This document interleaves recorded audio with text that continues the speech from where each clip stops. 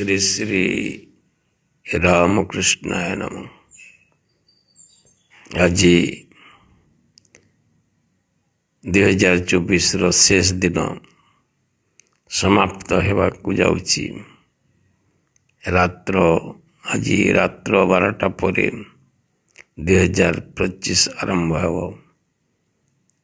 ଏବଂ ସେହି 2025ର ଆଗମନ ସକାଶେ ଆମେ ନୂତନ ଭାବ ନୂତନ ଚିନ୍ତାରେ 2025କୁ ପ୍ରବେଶ କରିବା। ଆଜିର ବକ୍ତବ୍ୟର ବିଷୟ ହେଉଛି ଅଦ୍ୱୈତ ବେଦାନ୍ତ। ଭାରତର ସର୍ବଶ୍ରେଷ୍ଠ ରତ୍ନ ହେଉଛି ଅଦ୍ୱୈତ ବେଦାନ୍ତ, ଯାହା ଋକ୍, ଯଜୁଃ, ସାମ, ଅଥର୍ବ ଚାରୋଟି ବେଦରୁ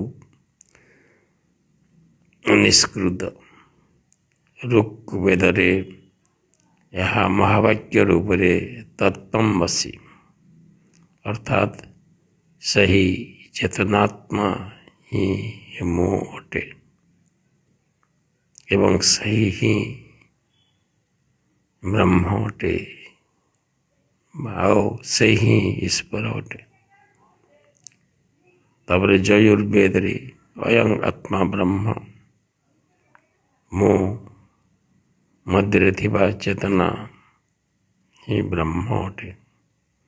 ବାହାରେ ବ୍ରହ୍ମ ଖୋଜିବା ନିରର୍ଥକ, କାହିଁକି ନିଜ ଶରୀର ମଧ୍ୟରେ ଯେଉଁ ଚେତନା ଜୀବନୀ ତତ୍ତ୍ୱ ପ୍ରସ୍ତୁତ କରେ, ସେହି ଚେତନା ହିଁ ବ୍ରହ୍ମ ଅଟେ ଏବଂ ସେଇଟା ହିଁ ଆମର ସ୍ୱରୂପ। ଏହାକୁ ଯଜୁର୍ବେଦ କହୁଛି ଅୟଂ ଆତ୍ମା ବ୍ରହ୍ମ, ଏହା ହେଉଛି ତାର ମହାବାକ୍ୟ। ସେହିପରି ଆମେ ଯେତେବେଳେ ଆସିବା ସାମବେଦକୁ, ସାମବେଦର ଶେଷ ମହାବାକ୍ୟ ହେଉଛି ଅହଂ ବ୍ରହ୍ମାସ୍ମି ଅର୍ଥାତ୍ ମୁଁ ସେହି ବ୍ରହ୍ମ ସ୍ୱରୂପ ଅଟେ। ସେ କହୁଛି ନିଜର ଶରୀର ମଧ୍ୟରେ ଥିବା ଦିବ୍ୟ ଚେତନା ବ୍ରହ୍ମ ଅଟେ। ଶେଷରେ ଆମର ଅଥର୍ବ ବେଦ ରହିଲା, ସେ ମଧ୍ୟ କହୁଛି ପ୍ରଜ୍ଞାନ ବ୍ରହ୍ମ ଅର୍ଥାତ୍ ଜ୍ଞାନ ହେଉଛି ବା ବିଜ୍ଞାନ ହେଉଛି ଯାହାର ସ୍ୱରୂପ, ସେ ହେଉଛି ବ୍ରହ୍ମ ଅଟେ। ସେହି ବ୍ରହ୍ମ ଆମ ଶରୀର ମଧ୍ୟରେ କୋଟି କୋଟି ସଂଖ୍ୟାରେ ଅଣୁ ପରମାଣୁକୁ କ୍ରିୟାତ୍ମକ ରୂପ ଦିଏ ଏବଂ ଜୀବନୀ ଶକ୍ତି ପ୍ରସ୍ତୁତ କରେ। ଏବଂ ଯେଉଁ ଜୀବନ ଶକ୍ତିକୁ ବଳରେ ଆମେ ଏହି ଶରୀରକୁ ସଞ୍ଚାଳିତ କରିଥାଉ, ଏହି ଇନ୍ଦ୍ରିୟମାନଙ୍କୁ ସଞ୍ଚାଳିତ କରିଥାଉ, କିନ୍ତୁ ଚେତନା ସଞ୍ଚାଳିତ ହୁଏ ନାହିଁ, ସଞ୍ଚାଳିତ କରେ।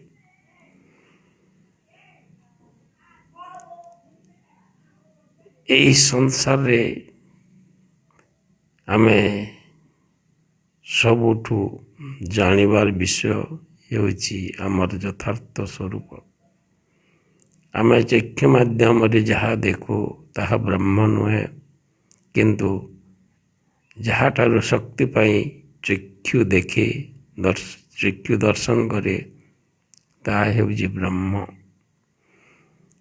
ଆମେ ଯାହା ଶୁଣୁ କର୍ଣ୍ଣ ମାଧ୍ୟମରେ ତାହା ବ୍ରହ୍ମ ନୁହେଁ।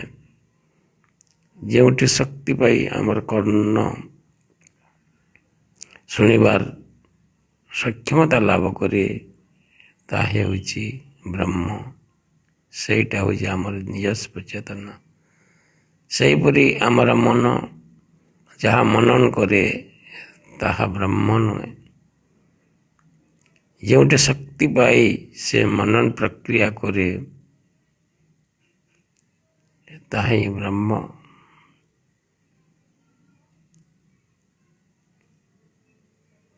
ଅତଏବ ଆମେ ଜାଣୁ ଯେ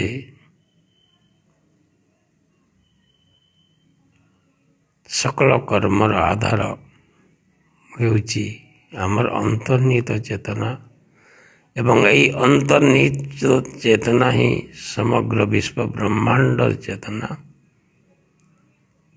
ଏବଂ ସମଗ୍ର ଗ୍ରହ ନକ୍ଷତ୍ର ମାନଙ୍କୁ ସେ ହିଁ ଘୁରାଉଛି। ସକଳ ଜୀବଜନ୍ତୁ ମଧ୍ୟରେ ସେ ଜୀବନ ଶକ୍ତିକୁ ପ୍ରସ୍ତୁତ କରୁଛି ଏବଂ ଜୀବନ୍ତ ରଖିଛି। ସକଳ ଉଦ୍ଭିଦ ମଧ୍ୟରେ ସେ ସଞ୍ଜୀବିତ ହୋଇ ଫୁଲ ଫଳ ପ୍ରଦାନ କରି ଜୀବାତ୍ମାର ଖାଦ୍ୟ ପ୍ରସ୍ତୁତ କରୁଛି। ଏହି ବିଶ୍ୱ ବ୍ରହ୍ମାଣ୍ଡର ପ୍ରତ୍ୟେକ କର୍ମ ମଧ୍ୟରେ ଯାହାର ହାତ ଅଛି ସେ ହେଉଛି ଆମର ଅନ୍ତର୍ନିହିତ ଚେତନା ଭିତରେ ଅନ୍ୟ କିଛି ନୁହେଁ। ଆମେ ଏହି ଅନ୍ତର୍ନିହିତ ଚେତନାର ଉପଲବ୍ଧି କରିବା କିନ୍ତୁ ଜାଣିପାରିବା ନାହିଁ। ହୃଦୟ ଦ୍ୱାରା ତାହାକୁ ଆମେ ଉପଲବ୍ଧି କରୁ। ସେ ଉପଲବ୍ଧିର ବିଷୟ କିନ୍ତୁ ଜାଣିବାର ବିଷୟ ନାହିଁ। କାହିଁକି ମସ୍ତିଷ୍କ ଜାଣିବାର କ୍ରିୟା କରେ, ହୃଦୟ ଅନୁଭବ କରେ। Thinking and feeling both are not same term. Our heart work is more superior than our brain work. ତେଣୁ ଆମ ମଧ୍ୟରେ ଯେତେବେଳେ ପର୍ଯ୍ୟନ୍ତ ଆମେ ହୃଦୟଗତ କ୍ରିୟା ଥିବ ଆମଠାରେ ପ୍ରଶାନ୍ତି ଏବଂ ପ୍ରସନ୍ନତାର ଭାବ ରହିବ। ଆଉ ଯଦି ମସ୍ତିଷ୍କଗତ କ୍ରିୟା ଥିବ ଅଶାନ୍ତି, ଅସ୍ଥିରତା ଏବଂ ଭୟ ଦୁଃଖର ଭାବ ହିଁ ରହିବ। ଆମ ମସ୍ତିଷ୍କଗତ ଭାବନା, ଚିନ୍ତା, କଳ୍ପନା ଉପରେ ଆଧାର କରିବାର ଜୀବନ ପ୍ରକ୍ରିୟା ଚଲାଉଛୁ ଏବଂ ଏହା ହିଁ ଆମକୁ ସାଧାରଣ ଏବଂ ତୁଚ୍ଛ କରି ରଖିଛି। ସଦାସର୍ବଦା ଭୟ ଦ୍ୱାରା ତାଡ଼ିତ ହୋଇ ଇତସ୍ତତ ଭ୍ରମଣ କରି ମନ୍ଦିର ପରେ ମନ୍ଦିର ଯାଇ ଗୁହାରି ବିନତି କରୁଛୁ। ଏହା ହିଁ ଭୌତିକ ଜୀବନ। ନିଜ ଶରୀର ମଧ୍ୟରେ ପରମ ତତ୍ତ୍ୱ, ପରମାତ୍ମା, ପରମ ବ୍ରହ୍ମ ଥାଇ ଆମେ ବିଭିନ୍ନ ଅନୁଷ୍ଠାନିକ ଧର୍ମରେ ମତ୍ତ ହୋଇ ପାଗଳର ପ୍ରଲାପ କରି ଉନ୍ନତ ହେବାର ଚିନ୍ତା କେତେ ଦୂର ଠିକ୍ କେତେ ଦୂର ଭୁଲ ତାହା ଗବେଷଣାର ବିଷୟ। ଆମେ ବେଦ, ଉପନିଷଦ, ଦର୍ଶନକୁ ପରିତ୍ୟାଗ କରି ବିଭିନ୍ନ ପ୍ରକାର ପୁରାଣରେ କିଏ କଲଙ୍କି ପୁରାଣ, କିଏ ଗରୁଡ଼ ପୁରାଣ, କିଏ ବିଭିନ୍ନ ପ୍ରକାର ଅସଂଖ୍ୟ ପ୍ରକାର ପୁରାଣ, ପଦ୍ମ ପୁରାଣ, କିଏ ନୈଋତ୍ୟ ପୁରାଣ, କିଏ ସୂର୍ଯ୍ୟ ପୁରାଣ, କିଏ ଚନ୍ଦ୍ର ପୁରାଣ, ଏପରି ଅନେକ ପୁରାଣ ପଢ଼ି ଆଧ୍ୟାତ୍ମିକତା ଜ୍ଞାନ ଲାଭ କରିଛୁ ବୋଲି ଖୁସି ହଉ। କିନ୍ତୁ ଏସବୁ ବେଦର, ଉପନିଷଦର, ଦର୍ଶନ ଶାସ୍ତ୍ରରେ ସେସବୁ ନାହିଁ। ଆମ ଭାରତ ମଧ୍ୟକୁ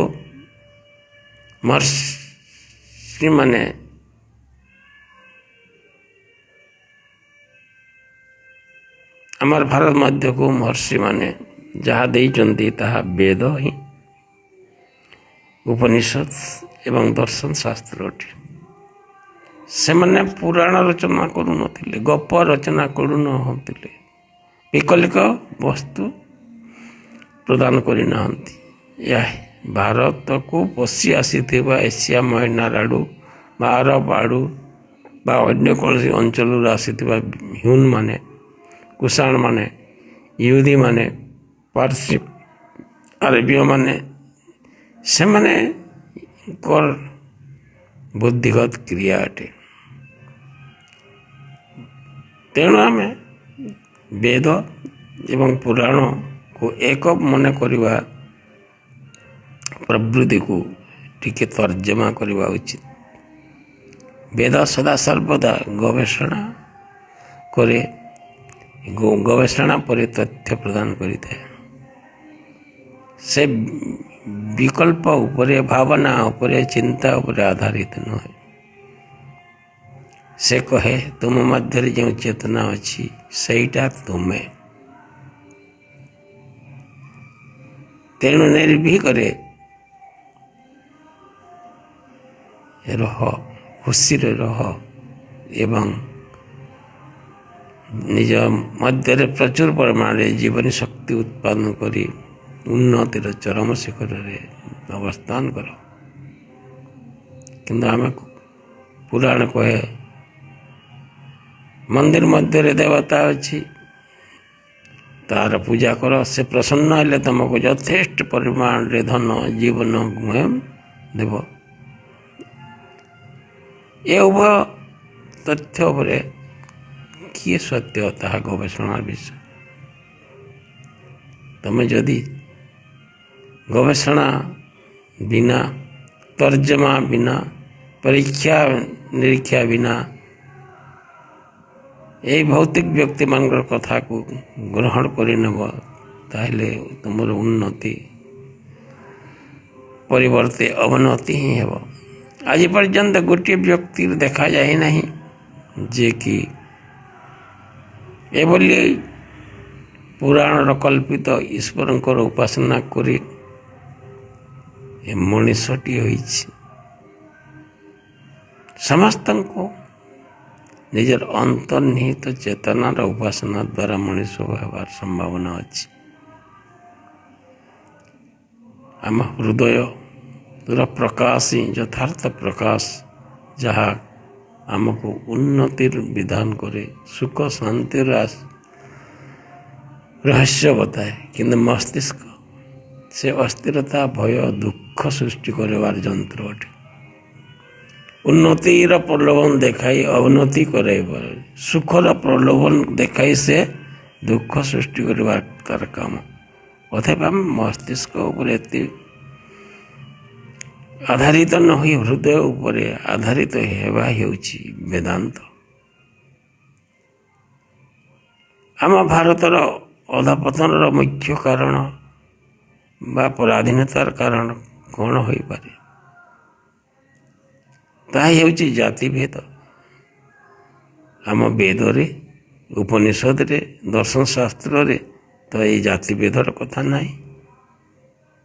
ତାହା ହେଉଛି ଆସିଛି ପୁରାଣରୁ, ଏବଂ ପୁରାଣ ଆସିଛି ୟହୁଦୀମାନଙ୍କ ଠାରୁ, ହୁନମାନଙ୍କ ଠାରୁ ବା ଆରବୀୟମାନଙ୍କ ଠାରୁ ବା କୁଷାଣମାନଙ୍କ ଠାରୁ।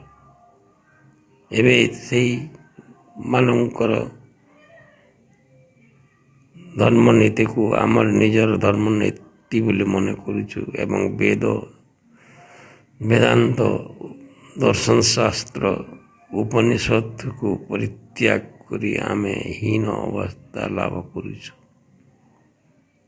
ଏ ଭାରତ, এই ଜାତି ଭେଦ ହେଉଛି ସେମାନଙ୍କୁ ଦେଇଦିଅ ଏବଂ ବେଦ ତତ୍ତ୍ୱକୁ ଗ୍ରହଣ କର। ଏହା ହିଁ ଏକମାତ୍ର ଭଲ ହେବାର, ସୁଖୀ ହେବାର ଏବଂ ବିକଶିତ ହେବାର ଆଦ୍ୟ ଚିନ୍ତା। ତୃତୀୟତଃ ବିଚ୍ଛିନ୍ନତା। ଭାରତ ଏକ ଦେଶ, ଏହାକୁ ଅନେକରେ ରୂପାନ୍ତରିତ କରି ମଣିଷ ଦୁର୍ବଳ ହୋଇଯାଇଥାଏ ଏବଂ ଏହି ଭାରତ ହୋଇ କେବେ ନଥିଲା। ତାହା 64 ଖଣ୍ଡ ଦେଶରେ ବିଭକ୍ତ ହୋଇ ରହିଥିଲା ଏବଂ ପ୍ରତ୍ୟେକ ଖଣ୍ଡ ଦୁର୍ବଳ ଗୋଟିଏ ଗୋଟିଏ ରାଜା ରହୁଥିଲେ। ତେଣୁ ଯେକୌଣସି ବ୍ୟକ୍ତି ତାହାକୁ ପରାସ୍ତ କରିବାର ବା ତାଙ୍କର ଦୁର୍ବଳତାର ସହାୟକ ନ ହୋଇ ସମଗ୍ର ଭାରତକୁ ଏହିଭଳିଆ ଜିଣି ନେଇପାରୁଥିଲେ। ଯଥା ମୋଗଲମାନେ ଭାରତକୁ ଆସିଥିଲେ, ଚେଙ୍ଗିଜ ଖାଁ ଭାରତକୁ ଆସିଥିଲା, ମହମ୍ମଦ ଘୋରୀ ଭାରତକୁ ଆସିଥିଲା ଏବଂ ଏମାନଙ୍କୁ ପରାସ୍ତ କରିବାର ସାମର୍ଥ୍ୟ କେଉଁଠି ପାଇଲା? ଏ ଭାରତରେ ଭାରତ ବୋଲି ଦେଶ ନଥିଲା। ଏବେ ପୃଥିବୀର କୌଣସି ଦେଶ ଭାରତ ସାଙ୍ଗରେ ସଂଗ୍ରାମ କରିବାର ପାଇଁ ସାମର୍ଥ୍ୟ ନାହିଁ। କାହିଁକି? ବର୍ତ୍ତମାନ ଭାରତ ଏକ।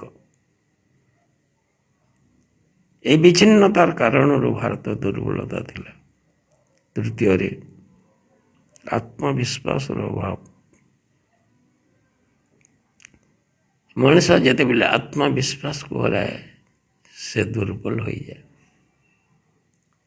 ଏବଂ ଆତ୍ମବିଶ୍ୱାସ କେବଳ ବେଦାନ୍ତ ହିଁ ଦେଇଥାଏ।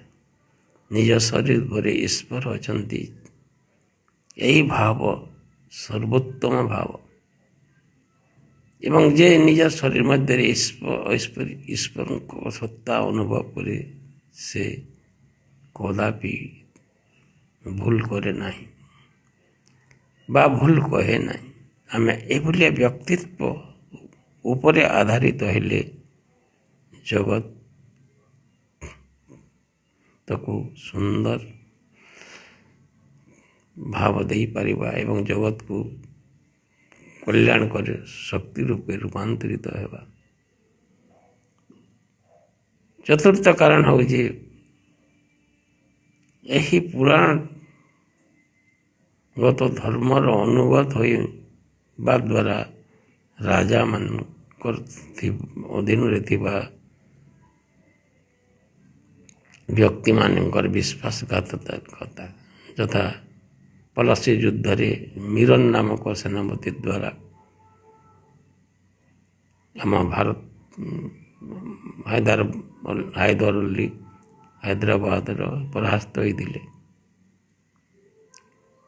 3 ଲକ୍ଷ ସୈନ୍ୟକୁ ମାତ୍ର 1200 ସୈନ୍ୟ ଦ୍ୱାରା ଇଂରେଜମାନେ ପରାସ୍ତ କରି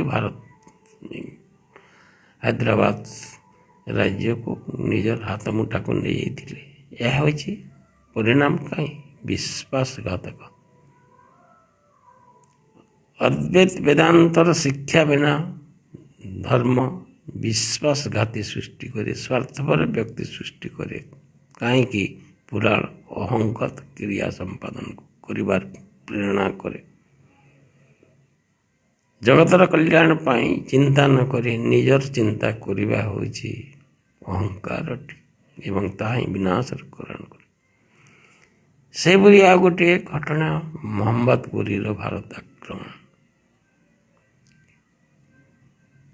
ମହମ୍ମଦ ଘୋରୀ ପୃଥ୍ୱୀରାଜ ଚୌହାନଙ୍କୁ କୌଣସି ହିସାବରେ ପରାସ୍ତ କରିପାରିନଥାନ୍ତା। ସେ ପ୍ରଥମ ଯୁଦ୍ଧରେ ପରାସ୍ତ ହୋଇ ପଳାୟନ କଲା। ତାପରେ ଦ୍ୱିତୀୟ ଯୁଦ୍ଧରେ ଜୟଚନ୍ଦ୍ରଙ୍କର ବିଶ୍ୱାସଘାତୀ ଜୟଚନ୍ଦ୍ରଙ୍କର ଆହ୍ୱାନ ଫଳରେ ପୁନଶ୍ଚ ଆସି ପୃଥ୍ୱୀରାଜ ଚୌହାନଙ୍କୁ ସେ ପରାସ୍ତ କରି ହତ୍ୟା କଲା। ଅତଏବ ଆମେ ଦେଖୁ ଯେଉଁଠି ବେଦାନ୍ତ ତତ୍ପରକୁ ଅବମାନନା କରାଯାଇଛି ଏବଂ ପୌରାଣିକ ଧର୍ମକୁ ସର୍ବସ୍ୱ କରାଯାଇଛି, ଜାତିଭେଦକୁ ସର୍ବସ୍ୱ କରାଯାଇଛି, ବିଚ୍ଛିନ୍ନତାକୁ ସର୍ବସ୍ୱ କରାଯାଇଛି, ସେଇଟାରେ ହିଁ ଆମର ପତନ ହୋଇଛି। ହଜାର ହଜାର ବର୍ଷ ପରାଧୀନ ହେବାର କଷ୍ଟ କେତେ ଯେ ଭୟଙ୍କର ତାହା ଅନୁମାନ କରୁଥିବେ। ମୁଁ ସଦାସର୍ବଦା କହେ, ଏହି ନୂତନ ବର୍ଷର ଆଗମନ ପୂର୍ବରୁ ସମସ୍ତ ସାଧକ ସାଧିକାମାନଙ୍କୁ ତ କହି ଆସୁଛି, ଜିଜ୍ଞାସୁମାନଙ୍କୁ ମଧ୍ୟ କହେ ଯେ ତମେ ଏହିଭଳି ବେଦାନ୍ତ ଉପନିଷଦକୁ ପରିତ୍ୟାଗ କରି ଅନ୍ୟ କିଛି ଉପରେ ବିଶ୍ୱାସ କର ନାହିଁ। କାହିଁକି? ଅନ୍ୟ କିଛି ଯାହା ଅଛି ତାହା ବିଦେଶରୁ ଆଇଛି, ହୁନମାନଙ୍କର ଦ୍ୱାରା, ଇହୁଦୀମାନଙ୍କର ବା ଆରବୀୟମାନଙ୍କର ବା ଆମର କୁଷାଣମାନଙ୍କ ଠାରୁ ଆସିଛି। ଏହା ଆମର ମହର୍ଷିମାନଙ୍କର ନୁହେଁ। ଏଭଳି ବିକୃତ କଥା, କାଳ୍ପନିକ କଥା, ଛୁଆମାନଙ୍କର କାହାଣୀ ଭଳିଆ କାହାଣୀ ଯାହା ଇଚ୍ଛା ତାହା ଲେଖିଦେବା ଆମର ମହର୍ଷିମାନଙ୍କର ସ୍ୱଭାବ ନୁହେଁ। ଏହା ହେଉଛି ଏହି ସ୍ୱାର୍ଥପର ବିଦେଶୀମାନଙ୍କର। ସେମାନେ ହିନ୍ଦୁ ଧର୍ମରେ ମିଶି ଯାଇଛନ୍ତି ଏବଂ ହିନ୍ଦୁମାନଙ୍କୁ ପ୍ରଭାବିତ ବିସ୍ତାର କରିକରି ତାଙ୍କର କାର୍ଯ୍ୟକ୍ରମ ଚଲାଉଛନ୍ତି। ଅତଏବ ଆମେ ବେଦର ଅଧ୍ୟୟନ କରିବା, ଉପନିଷଦର ଅଧ୍ୟୟନ କରିବା, ଦର୍ଶନ ଶାସ୍ତ୍ର ଆମର ଶିକ୍ଷା, ପତଞ୍ଜଳି ଯୋଗ ଶିକ୍ଷା ମାଧ୍ୟମରେ ପ୍ରତ୍ୟେକ ମଣିଷକୁ ମଣିଷ ରୂପରେ ଗଠନ କରିବାର ଚିନ୍ତା ନେଇ ଆମେ ନବବର୍ଷରେ ନବଯୁବକମାନଙ୍କୁ ପ୍ରେରଣା ପ୍ରଦାନ କରିବାର ଇଚ୍ଛା ନେଇ ମୁଁ ଆଜିକାର ବକ୍ତବ୍ୟ ଏଠି ରଖୁଛି ଓ ମୁଁ ସମସ୍ତଙ୍କୁ ପ୍ରେରଣା ଦେଉଛି। ଓମ୍ ଶ୍ରୀ ଶ୍ରୀ ରାମକୃଷ୍ଣାୟ ନମଃ।